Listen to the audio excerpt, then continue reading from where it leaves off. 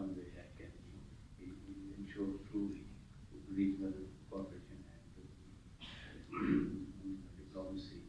Then disaster preparedness and response. Regional cooperation can help facilitate very coordinated ways of disaster response and efforts when climate-related disasters such as floods, hurricane, strike population. And we heard example of how, in the case of Biperjoy, Ranginia was very well prepared, and there is regional cooperation. Many of the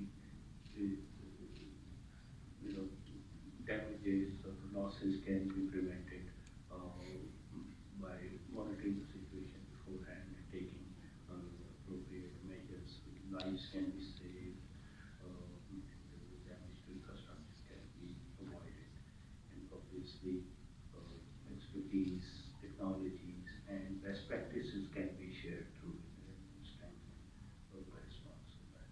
Then climate adaptation and regional resilience building can be one outcome of regional cooperation. Also, collaborative efforts can lead to development of shared adaptation strategies that take into account regional climate vulnerabilities and specific needs within our own specific context.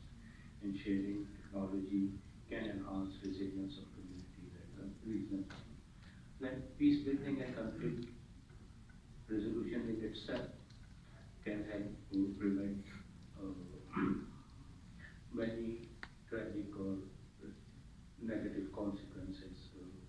And climate-induced resource scarcity and displacement have the potential, and they do exacerbate conflicts and tensions. So regional cooperation, if it is in place, and diplomacy, they can help both mediate conflicts and foster peace in the affected